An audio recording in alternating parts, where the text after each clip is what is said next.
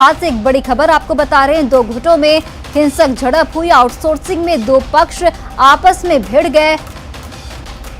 काम बंद और चालू करने पर यह विवाद बताया जा रहा है। चैतू डी केजरीवाल डेको का यह पूरा मामला है और फिलहाल इलाके में तनाव का माहौल बना हुआ है। पुलिस छावनी में तब्दील ये पूरा इलाका हो चुका है।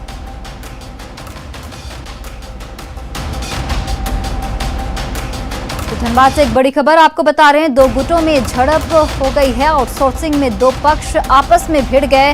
काम बंद और काम चालू करने को लेकर विवाद बढ़ा, जिसके बाद दो गुटों में आपस में मारपीट हुई। और ये हम दो तस्वीरें आपको दिखा रहे हैं। देखिए, धनबाद में दो गुटों में झड़प हुई। आउटसोर्सिंग में दो पक्ष आपस में भिड़े। ये दोनों तस्वीरें देखिए आप। पुलिस छावनी में तब्दील कर दिया गया है इस पूरे इलाके को और दो पक्ष आपस में भिड़ गए। काम बंद और काम चालू करने को लेकर ये विवाद बढ़ा और खूनी संघर्ष हुआ।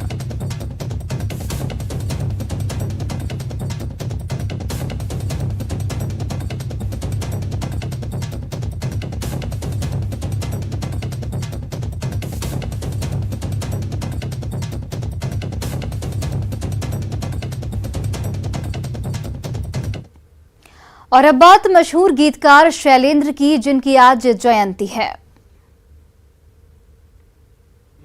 ना सीखी होशियारी, सच है दुनिया वालों के हम हैं अनाड़ी।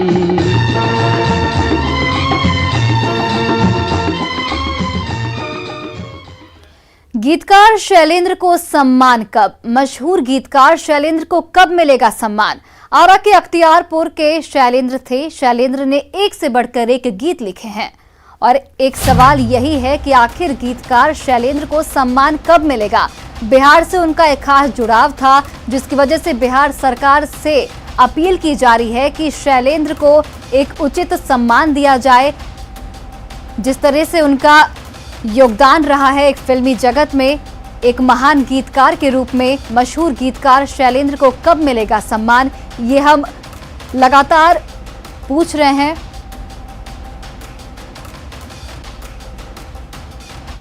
हम पार्टी के संस्थापक और पूर्व सीएम जीतन राम मांझी ने भी गीतकार शैलेंद्र को सम्मान दिए जाने की मांग की है।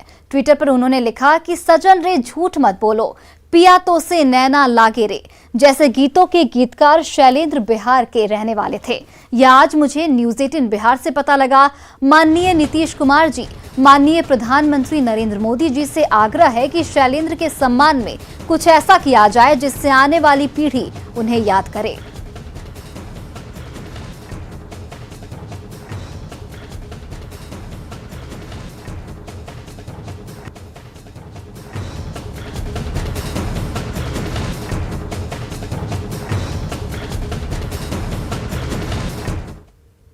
कोविड-19 महामारी से लड़ाई में आशा कार्यकर्ताएं भारत की फ्रंटलाइन स्वास्थ्यकर्मी हैं। अगर इन्होंने अपनी जान की परवाह किए बिना मोर्चा न संभाला होता तो शायद भारत का स्वास्थ्य तंत्र बुरी तरह प्रभावित हो जाता।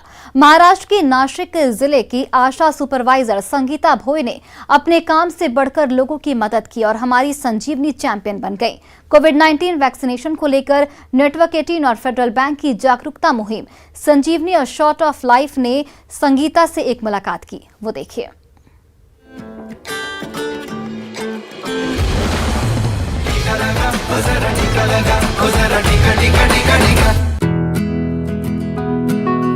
आशा कार्यकर्ता अपने काम पर निकल चुके हैं।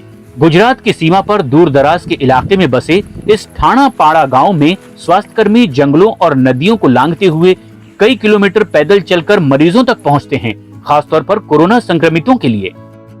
दादा, वो दादा, हाँ झोपले की काय? आम्ही तुम्हाला भेटायला आलोय। संगीता भोय आशा सुपरवाइजर हैं, जिनकी टीम में 12 आशा कार्यकर्ता हैं और जमीनी स्तर पर संगीता का काम बेहद ही सराहनीय रहा है।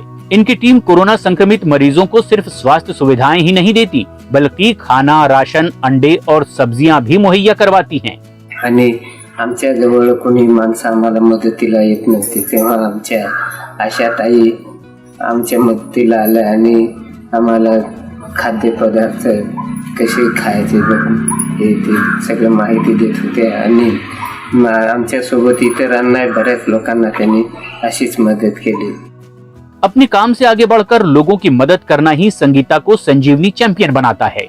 जब कोविड हुआ था उनके पास कोई जाता नहीं था, उनको घर में खाने के लिए रेशन कभी रहता तो मैं अपने पैसे से उनको रेशन खरीद के देती थी, उनको सब्जियाँ वगैरह ऐसे जो चीज़ें वो सब मैं उनके घर पर पहुंचा किया करती थी. उनका दर्द मुझसे नहीं देखा जा रहा था, इसलिए मैंने अपने पैसे से खरीद कर उनको सब पुराया. संगीता का कहना है कि जब जनवरी 2020 में महामारी की शुरुआत हुई तो चुनौतियां काफी बड़ी थी। बीमारी को लेकर जानकारी बहुत कम थी और खराब मोबाइल नेटवर्क की वजह से मुश्किलें बढ़ गई थी. कोई किसी से बातचीत नहीं कर रहा था, कोई अगर किसी को देखो तो रास्ता बदल के जाने का, ऐसा सब माहौल था. उस टाइम हमारे आशा वर्कर्स और हमने हर एक के घर में जाकर उनका ऑक्सीजन लेवल चेक किया और उनका टेम्परेचर लिया. इन्होंने लोगों की सेवा के अपने काम को जारी रखा और इसीलिए ये हैं हमारी संजीवनी चैंपियन.